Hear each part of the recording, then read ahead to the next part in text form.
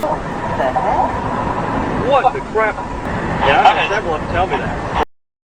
The wilderness can be beautiful, but it can also be terrifying. From the Parker family's 10-hour ordeal in Montana to the Rangers' nightmarish encounter at Glacier Creek, in this video, you'll witness 6 stories that reveal the terrifying moments when humans come face to face with forces in the forest that are patient, deliberate, and impossibly aware of their presence. The Parker family had moved to the edge of a sprawling forest in Northern California that spring, drawn by quiet nights and the calm isolation of a cabin they had bought after years of city noise. On October 18, 2025, the first cold winds of the season were already drifting down from the Siskiyous, bringing with them the smell of damp pine and wood smoke. Inside, the family had finished dinner and settled in for the evening, unaware that something immense and deliberate had already stepped from the tree line at the edge of their clearing, moving with the slow patience of a hunter that understood the dark. The first sound came just after sunset, a hollow thud that shook the porch railing and sent a line of plates rattling across the kitchen counter. Mark Parker, the father, thought at first it was the wind or a fallen branch, but when he stepped closer to the window, the forest beyond was still, heavy with the kind of silence that made every breath sound too loud. Minutes passed before the second noise came, this time closer, a dragging motion followed by the faint rhythm of something breathing through flared nostrils, slow and deep. By 9 o'clock, the air outside had grown colder, and the movement in the woods became unmistakable. The trees swayed as something large passed between them, branches bending under a weight no deer could manage. Every few minutes it paused, listening, waiting, and then moved again, circling just beyond the edge of the lantern light spilling from the windows. The Parkers had seen bear tracks in the area before, but this sounded heavier, more deliberate, and carried the unnerving cadence of something walking upright, each step landing with the soft thud of a padded but powerful footfall.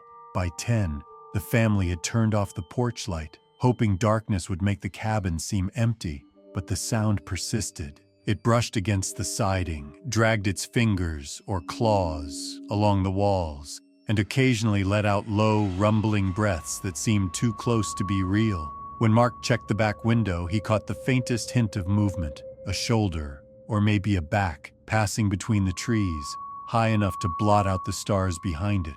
His wife, Erin, whispered for him to stay away from the glass, and their 2 children, half asleep on the living room couch, stirred as another slow, heavy impact echoed through the wall. By midnight, it began to circle the house. Each pass came closer than the last, and a pattern emerged. 3 knocks on the east wall, a pause, then 2 on the west, as though testing the structure's response.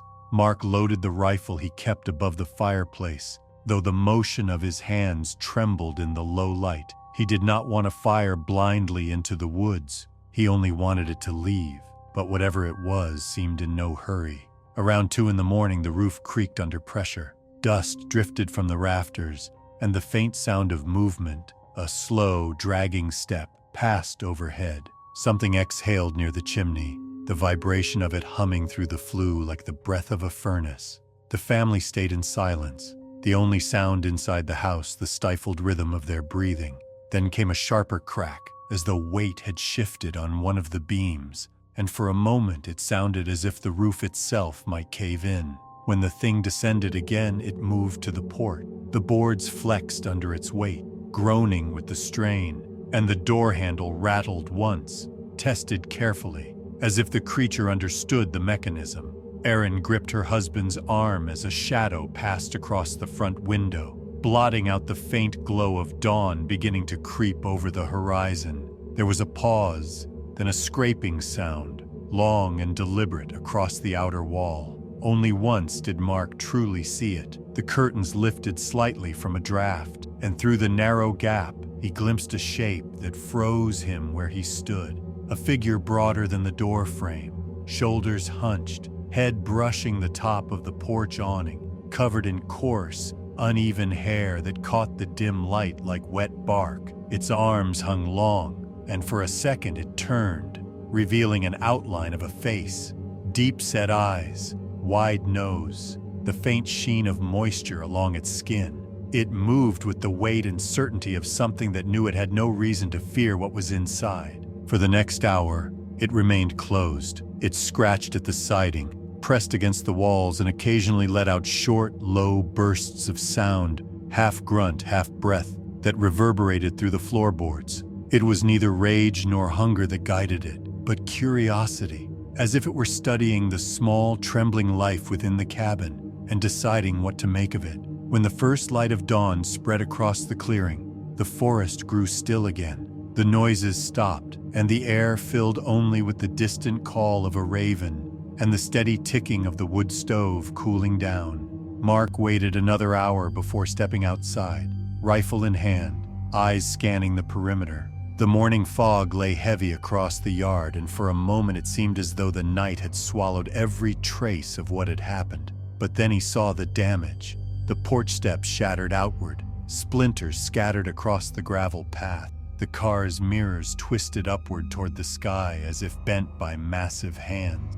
And then there were the prints. They began at the base of the steps and led straight into the mist. Deep impressions in the soft soil, perfectly spaced, longer than any man's, bare and clearly defined. Each print showed the arch and spread of a foot, 5 rounded toes, the weight distributed evenly as if from an immense, balanced stride. They continued until the fog concealed them completely, vanishing into the trees. But as the family stood together on the porch that evening, watching the forest swallow the fading light once again, they knew whatever had come in the night had not been a bear, nor any creature they could name. It had stayed until morning, patient, curious, and unhurried, as if studying them just long enough to remind them that the woods did not belong to them and never truly had. At an elevation of nearly 2,400 meters, where the Austrian Alps dissolved into white horizons and the air thinned with every breath, the Weiskugel Meteorological Station had always been a lonely post. The structure was small, wood and metal bolted into the frozen slope, built to endure wind that could strip paint from steel. On January 12, 2023, the team of 3 stationed there began their midwinter data cycle, recording wind speeds and snow depths for the National Climate Service. The schedule was routine, the work quiet and predictable, until the silence that followed became something else entirely. When the radio went dead on the night of January 15, 2023, headquarters assumed a storm had damaged the antenna. But when the signal remained dark for 3 days, a rescue team was dispatched from Innsbruck by helicopter. The flight took less than 40 minutes, but the descent to the ridge on foot took another 2, and by the time the rescuers reached the station, the wind had dropped to a strange and unsettling calm. The door to the hut hung open, the hinges warped as if struck from within. The instruments were still running, fans whirring softly, recording steady data streams as though nothing had happened. Inside, the air was colder than the surrounding snowfield. Coffee mugs on the table were frozen solid, their surfaces coated in thin layers of ice, and frost had crawled along the interior walls, forming delicate white veins across the metal panels. Of the 3 researchers, Karl Huber, Lucas Steiner, and Thomas Brenner, only one remained. Steiner sat barefoot beside the window, his eyes unfocused, hands pressed flat against his knees, whispering through cracked lips that something walked around the hut all night. His skin was gray with exposure, and he recoiled from every sound as if listening for footsteps only he could hear. The other 2 were gone. Their jackets and boots remained near the entrance, one glove still lying near the threshold where the door's latch had splintered. Outside, the snow lay unbroken except for a pattern that made the rescuers pause. Encircling the hut were prints, bare, enormous, and perfectly spaced, forming a slow spiral that wound toward the door. Each was deep enough to collect a pool of ice, and none showed any sign of claw marks or tread. It looked as if a giant had walked barefoot across the ridge, unbothered by the cold, its weight pressing through the crusted snow into the layers beneath. The generator beside the hut still hummed faintly, but around it the rescuers found something stranger still. Several wooden crates that had held spare fuel and supplies had been dragged into the snow and arranged in spirals, precise and deliberate, as though placed there with intention. The arrangement stretched several meters from the generator, forming an uneven pattern that no avalanche or gust could have created. The men exchanged glances, unease settling like frost in their throats, and one of them noted faint streaks across the outer windows, broad, curved smears where the frost had been brushed away from outside, each following the shape of a massive hand. The team secured Steiner and radioed for evacuation, but before the helicopter arrived, they conducted a brief search within a radius of 300 meters. No sign of the missing men was found. No torn clothing, no blood, no sign of a fall. The tracks continued for a short distance before vanishing where the slope turned steep and wind-scoured. The rescuers followed them as far as they could, their boots sinking into the deep snow beside impressions that measured nearly 40 centimeters in length. Each print suggested a stride longer than any man could sustain. The distance between steps unnervingly even. The snow had hardened overnight, yet these depressions remained sharp and untouched, as though whatever made them had passed only moments before. When they finally lifted Steiner from the ridge, he did not speak again.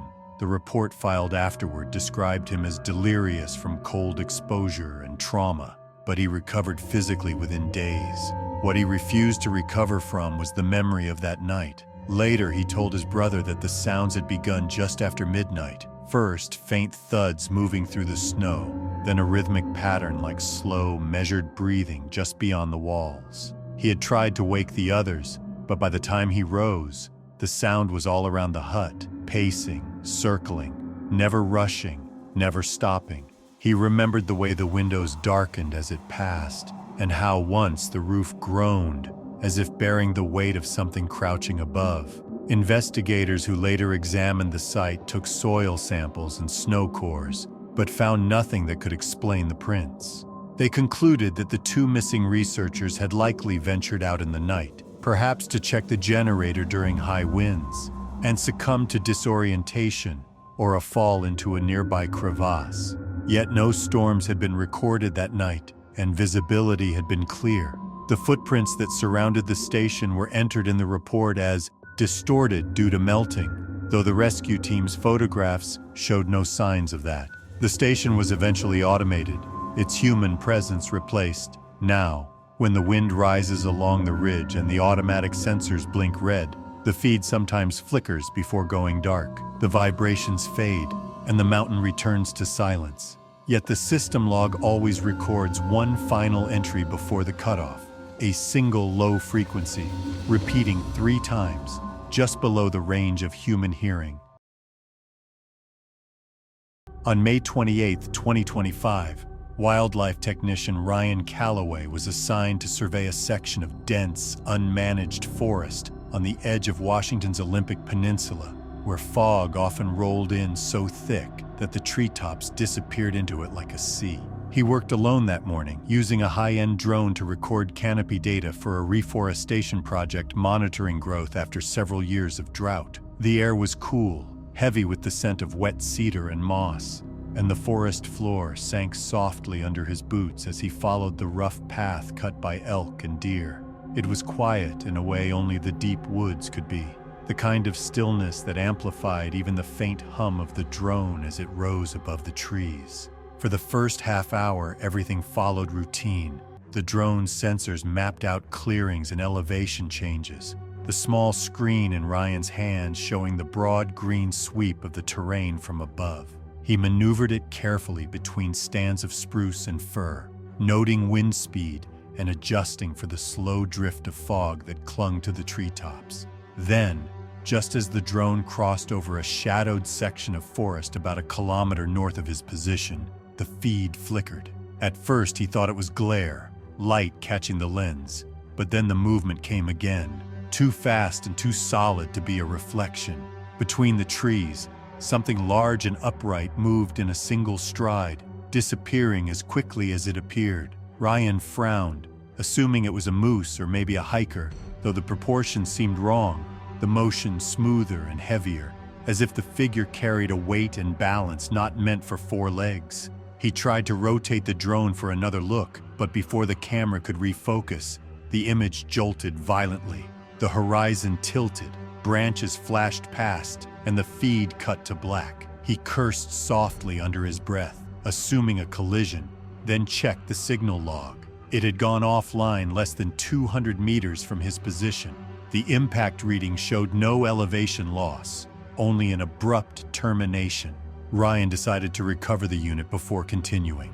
He marked the coordinates and began hiking through the thick undergrowth, pushing aside ferns and hanging moss that brushed his shoulders.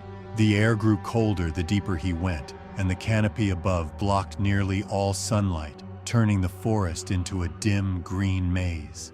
After 20 minutes, he reached the location marked on his GPS. The drone lay on the moss, its rotors still. One propeller snapped clean off but otherwise undamaged. He knelt to pick it up, turning it in his hands. The battery was still intact, though the casing bore a fine crack along the camera housing. Inside, the SD card was completely blank. No footage, not even corrupted data, as if nothing had ever been recorded at all. The ground around it drew his attention next. Not the impact mark, but the pattern surrounding it. The undergrowth was pressed flat in wide arcs, as though something massive had moved through and circled, careful not to crush the drone itself. The moss bore deep impressions, uneven but deliberate, and the soil beneath was damp and torn in shallow crescents. A heavy, musky smell lingered in the air, the kind that clung to fur and decay, sharp and earthy, unlike anything he had ever associated with known wildlife. The forest, until that moment alive with the subtle sounds of birds and wind, had gone completely silent. Ryan stood still, listening. In the distance, a faint sound emerged. 3 knocks, evenly spaced, resonant like wood striking wood. It echoed once, then stopped. He told himself it was the sound of a woodpecker, though it lacked the rapid rhythm of one. Minutes later, it came again, closer this time. 3 distinct thuds, then nothing. He scanned the trees, the sensation of being watched tightening his chest. His hands trembled slightly as he gathered the drone and began retracing his route back. The forest floor, once soft and quiet beneath his boots, now seemed to amplify every step, each one echoing through the stillness like a warning. When the knocking came again, it seemed to shift position, as if pacing him, maintaining distance but following the same rhythm. 3 knocks, a pause, then silence. The path back felt longer than before, though his GPS told him otherwise. Twice he glanced over his shoulder, convinced he had seen movement, a faint sway of branches, a flash of shadow that moved where the light did not. The smell persisted, thicker now, mixed with the damp scent of soil and pine. Ahead, a young sapling shivered, though the air was utterly still. The movement was subtle at first, a tremor that spread from the base upward until the entire trunk bent slightly, releasing a faint creak that carried through the quiet. Ryan froze, pulse hammering in his ears. The sapling continued to sway, as though brushed by something unseen. He felt the hair on the back of his neck rise, his instincts screaming to leave.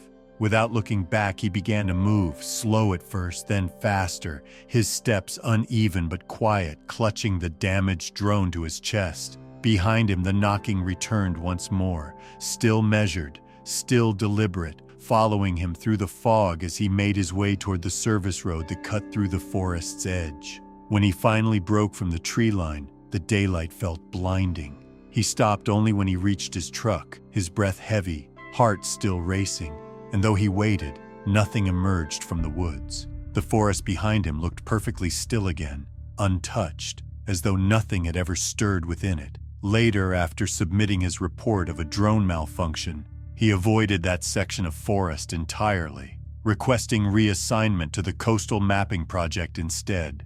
He told his supervisor he had experienced interference from heavy canopy and magnetic anomalies, though he knew none of that explained the noise, the smell, or the strange rhythmic precision of the knocks that had followed him through the mist. In the months that followed, he sometimes thought about what might have been moving beneath that canopy, the weight of it, the way it had approached quietly enough to unsettle the air but not disturb the balance of the forest. He never returned to retrieve the remaining markers, and the project logs eventually marked the area as inaccessible due to unstable terrain. But every so often, when fog rolled in across the ridgeline and the wind dropped low, he thought he could still hear that steady pattern in memory. 3 sounds, deep and even, fading somewhere between distance and thought, as if the forest itself had learned to breathe in rhythm with whatever walked within it. On September 9, 2019, veteran park ranger Dale Morgan was scheduled to complete a solo patrol through a remote section of Montana's Bitterroot Range, checking fire breaks and seasonal access gates before early snow set in. He had worked these mountains for over 20 years and knew every ridge and canyon by memory, the way others knew city streets. The route was routine, a 2-day loop through backcountry terrain where few hikers ever ventured, thick with spruce, alder, and shadow. He radioed in at dawn from the base station, his tone steady and casual, promising to check in again before nightfall.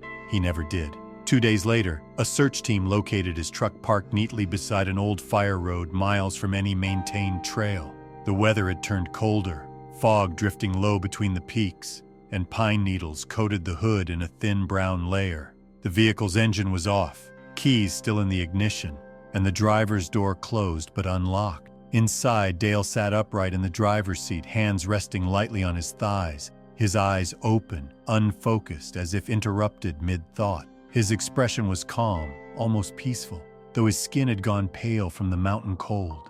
There were no signs of struggle, no broken glass, no blood, no footprints suggesting panic. The rifle lay across the passenger seat with the safety still engaged, a position he often used during long patrols.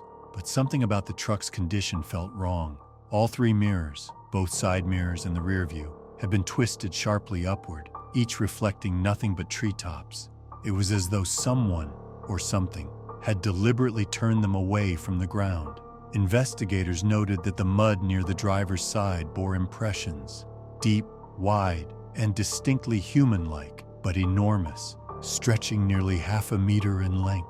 The prints led from the edge of the forest directly to the door of the truck, and then back again, each stride long and perfectly aligned, leaving the ground compacted, as if pressed by tremendous weight. The surface around them was undisturbed. No drag marks, no tracks from animals or other people.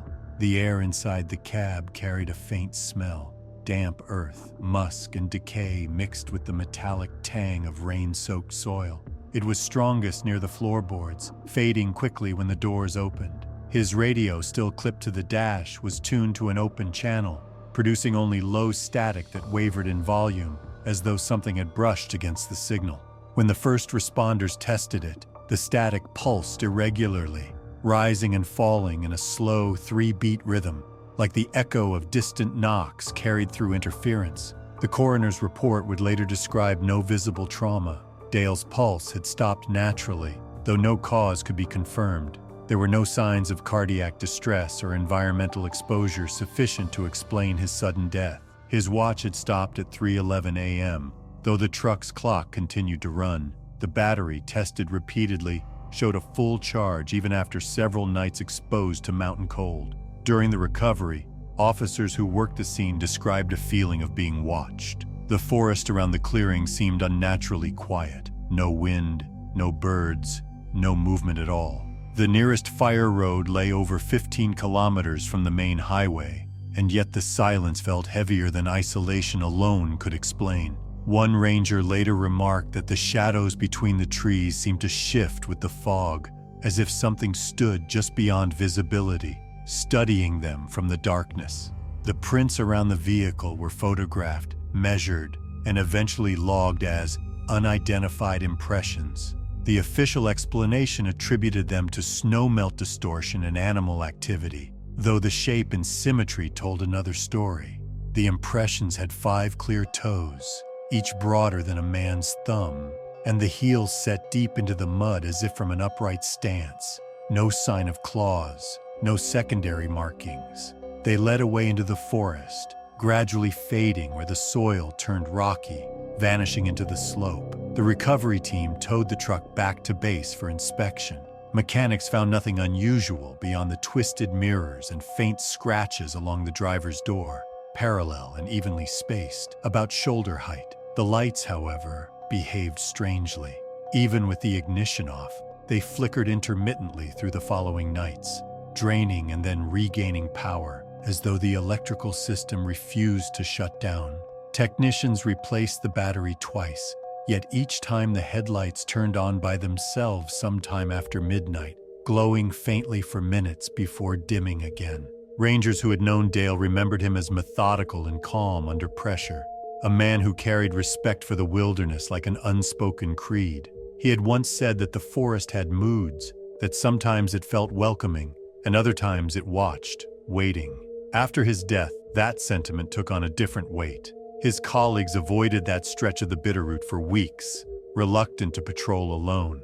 When someone finally drove through again, they noticed the mud still held faint impressions near the old parking spot, though rain had softened the details. The investigation closed without answers. The cause of death remained undetermined, the official report citing environmental stress and possible cardiac arrest. Unofficially, some of the searchers spoke of the smell, the stillness, and the way the static on the radio had seemed almost intentional, as if something deep within the forest had listened back. Months later, the truck was placed in storage, but even there, under fluorescent light, its systems behaved strangely. On cold nights, the dashboard lights would pulse softly, and occasionally the cabin dome light would flicker without reason, casting brief, pale glows across the empty seat where Dale had last sat. Mechanics could find no electrical faults, and the battery, despite being disconnected, never fully discharged. For some of the rangers still stationed near the Bitterroot, that stretch of road became a place to avoid after dark. They spoke of headlights seen flickering faintly through the trees in the early hours, long after the road was closed, vanishing before anyone could reach them. And though the story of Dale Morgan's final patrol faded from official memory, those who knew him believed that whatever had approached his truck that night had not meant to harm him, only to remind him in some quiet, unfathomable way that he was not alone in those mountains. In the late autumn of 2023, 3 seasoned hunters, Rick Dawson, Joel Harris, and Mark Turner, set camp deep in the Ozark Mountains, miles from any marked trail. Their tents pitched near a narrow creek that wound between dark pines and tangled brush. They had hunted together for years, used to nights of silence broken only by coyotes and wind, but that night felt different from the moment dusk settled. The forest went still, the kind of silence that presses against the skin, the kind that makes even a crackling fire sound intrusive. It began with the lights, soft amber glows flickering between the trees, moving low to the ground, slow and deliberate like lanterns swaying in invisible hands. At first they assumed it was another camp, perhaps locals poaching deer out of season. But as the lights grew closer, they noticed the rhythm in their movement, steady and unnatural, weaving through the forest in perfect arcs. When Rick shouted into the darkness, demanding to know who was there, every light went out at once. The silence that followed was absolute, thick enough that even the fire's popping embers seemed muffled. Then came the first knock. 3 deep, hollow thuds echoing through the timber from somewhere beyond the creek. Another set answered from the opposite ridge, then a third behind them, closer. The sound carried through the soil and into their bones, slow and measured, like something vast communicating in a language of impact. The men exchanged uneasy glances but said nothing, their instincts warning them that whatever was out there was not human. Moments later, the fire began to dim, its flames bowing inward as if something massive had stepped too close, drawing the air around it. The smell changed too, sharp, earthy, like wet fur and decaying bark. The forest shifted with faint sounds of movement, branches creaking, brush crackling, heavy steps circling just beyond the light. They loaded their rifles and sat still, the glow from the coals painting their faces in dull red. The knocks came again, slower now, closer. Something brushed against one of the tents, the fabric bending inward as if pressed by a large hand. Joel raised his rifle, but nothing appeared in the open. The trees swayed gently, though no wind moved the air. Rick's breathing turned shallow, his pulse loud in his ears as the forest seemed to close in. Then, without warning, the noise stopped. No movement, no sound, only the dying hiss of their fire. They waited through the night, hearts pounding, fingers stiff around their rifles. Hours passed, each one heavier than the last, until dawn finally broke pale and cold over the ridgeline. The woods looked normal again, but the men knew what they'd felt was real. When they stepped outside, their stomachs turned cold. Their rifles, which they had clutched in the night, now lay stacked neatly beside the fire pit, cleaned of dirt and oil as if handled with care. The tents were untouched, their gear unmoved, yet the ground surrounding the camp was scarred with enormous barefoot impressions, each print over 15 inches long, spaced so far apart that no human stride could have made them. They led in wide arcs through the trees, looping the camp before disappearing into the thick brush toward the north slope. The hunters stared at them in silence, their unease turning to dread. None of them wanted to admit it aloud, but each man felt the same quiet conviction that whatever had been out there had studied them, circled them, and chosen not to harm them, only out of curiosity. By mid-morning, they packed their things without a word. The air still felt charred, thick with the memory of those knocks and that suffocating stillness. As they started down the mountain, the woods seemed to watch them go, every bird and squirrel silent until they were out of sight. At the trailhead, Joel turned for one last look and saw the faintest flicker of amber light among the trees, motionless this time, hovering low to the ground. They never went back to that part of the forest, and neither did anyone they told. Within weeks, stories spread among locals, hunters, trappers, and old-timers who had lived their entire lives in the Ozark, about strange lights seen moving through the timber at night, always low, always slow, and always vanishing the moment anyone approached. Some said they were lanterns carried by miners long dead. Others thought they were chemical flares or gas pockets igniting near the creek beds. But the ones who had heard the knock or seen the tracks knew better. They said those lights were not flames or machines at all, but reflections, eyes catching the glow of campfires, watching from just beyond the reach of human sight. The stories never mentioned what those eyes belonged to, and no one who believed ever tried to find out. Even now, 2 years later, hikers still report faint amber flickers in the distance, moving in slow, deliberate rhythm along the valleys when the fog rolls in. Locals say the Ozark lights only appear to those who linger too long after dusk, to those who bring fire into places where silence should reign. And when the knocking begins, 3 at a time, always from more than one direction, it's already too late to tell yourself it's only the wind. On February 16, 2020, 2 rangers, Samuel Price and Dylan Moore, were dispatched to a remote creek within the Montana Rockies to check avalanche sensors after a sudden equipment failure had cut off data from the high-altitude monitoring station. The hike in was long and steep, snow waist-deep in some places, and the temperature had dropped below -15 by the time they reached the clearing. The forest around the station was still, unnaturally so. No bird calls, no wind, only the crunch of their boots breaking the frozen crust. It felt as though the entire mountain was holding its breath. The first thing they noticed was the snow. Around the small cabin and its generator shed, the ground was churned in wide, looping circles, as if something enormous had walked repeatedly through the area during the night. The prints were barefoot, long, broad, perfectly defined even in the crusted snow, and spaced much farther apart than any human stride. The men exchanged a glance but said nothing, unwilling to voice what they both were thinking. Inside the cabin, the air was cold and still.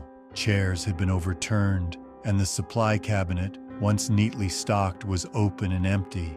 Every tin of food had been removed and stacked on the floor in precise pyramids, arranged with deliberate symmetry that made the room feel more violated than ransacked. The radio on the table was still on, emitting a faint hum of static that faltered every few seconds as if something interfered with the signal. They checked the generator next. It was intact, but its power cord had been unplugged and carefully coiled, the plug resting atop a wooden crate as though placed there by someone or something with patience and intent. Dylan tried to laugh it off as a prank, but the sound fell flat in the freezing air. There were no other footprints besides their own leading in or out of the clearing, and the snow had not fallen since the previous afternoon. By late afternoon, they had restored partial power, though the flickering light inside the cabin did little to push away the creeping sense of unease. They radioed for pickup, told dispatch they would wait until morning, and settled in as the light faded from the peak. Night came fast in those valleys, and by the time the last color drained from the sky, the silence had thickened into something oppressive. It began just after 10, a slow, heavy thumping from the trees, distant but powerful enough to vibrate through the floorboards, 10 seconds apart, steady as a heartbeat, each one echoing through the forest with unnatural clarity. The men froze, listening, counting the intervals. The sound came closer, not walking but pulsing, as if something massive was striking the ground with its weight in deliberate rhythm. For hours it continued, unchanging. The walls of the cabin shuddered softly with every impact. Samuel tried to convince himself it was ice breaking somewhere up the slope, but there was no echo, no rolling crack, only those deep, measured thuds. The air inside grew heavy, thick with the scent of wet earth and musk, a smell that did not belong to snow or pine.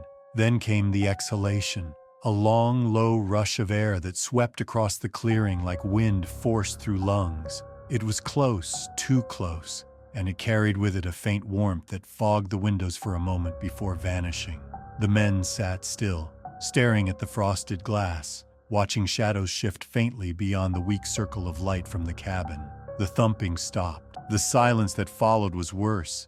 Neither of them spoke or slept. They sat waiting for dawn, rifles within reach but useless in their trembling hands. The sound did not return, though once around 4 in the morning they heard something slide slowly across the roof, its weight pressing down with a groaning creak before moving off toward the creek.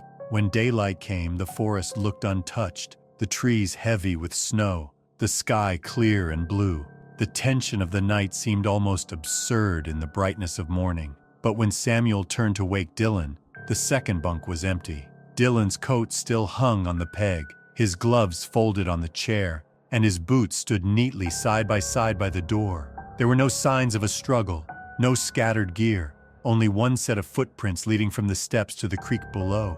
Samuel followed them down the slope, his breath visible in short bursts, heart hammering against his ribs. The prints were clean and human for the first 20 yards, then stopped abruptly at the water's edge. From there, the snow bore a different pattern, massive, flat impressions pressed deep into the crust, each one slightly splayed, each one leading straight into the ice-cold current. The trail continued into the middle of the creek before vanishing beneath a thin sheet of refrozen ice. He called Dylan's name until his throat ached, but no answer came.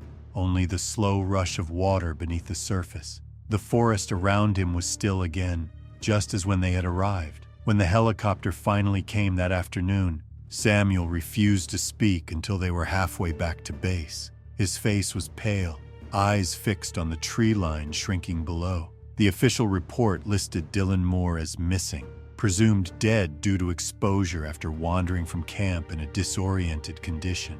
There was no mention of the footprint, no record of the strange patterns or the sound that had shaken the cabin through the night. But among the rangers, the story spread quietly, changing little with each retelling. They said something had been there that night, something vast, patient and curious, moving with purpose through the snow. They said the mountains still tremble sometimes at 10-second intervals, the air shifting with that same low exhalation, as if the thing that came to the creek is still there, waiting under the pines for the next sound, the next light, the next heartbeat to follow.